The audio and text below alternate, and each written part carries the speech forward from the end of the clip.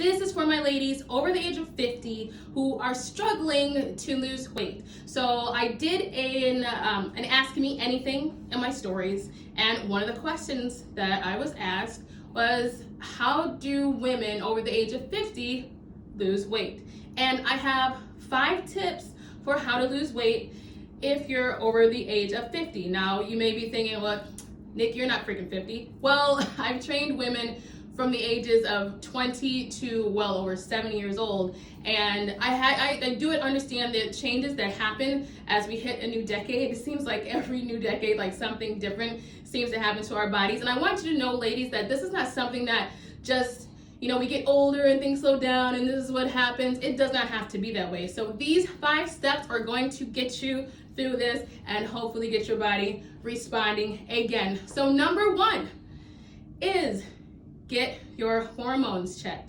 I'm big on working with my clients and the physicians, and I want to know what's going on in your body, because I could throw you on this super strict diet and this super hard workout plan, but if you're experiencing hormonal imbalances, that's something that no matter how hard you diet, no matter how hard you train, it's still going to be a struggle to get that weight off. So you want to get those blood work done and panels done first to make sure you know what's going on in your body.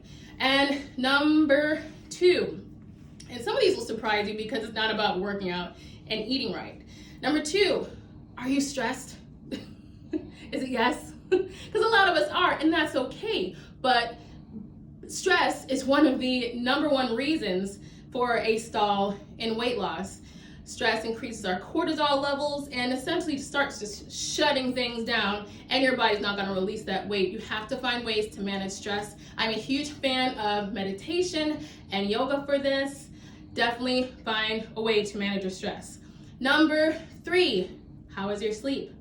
Are you sacrificing sleep to be the best mom, the best wife, the caregiver? We can't help and pour into others if we're not pouring into ourselves. We have to get that rest. While we're asleep, that's when our body does what I call the weight loss math. While we're asleep, that's when our body is recovering and healing from everything that happened during the day. And if you're not getting enough sleep, your body will hold on to that weight. And that's another way that we increase those cortisol levels. So 3, work on your sleep, quality sleep.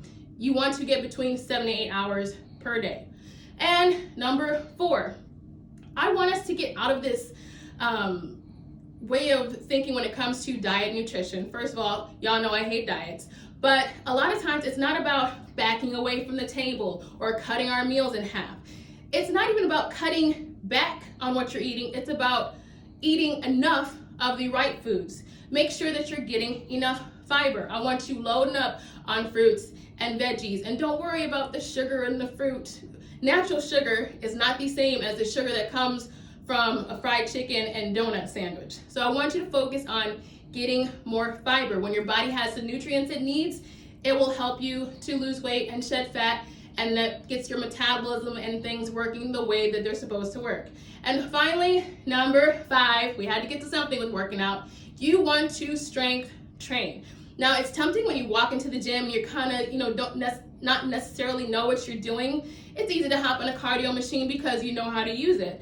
But when I'll say women over the age, I would say of 30 and up, you want to start working some kind of strength training in your routine, because we're losing bone density like crazy, ladies.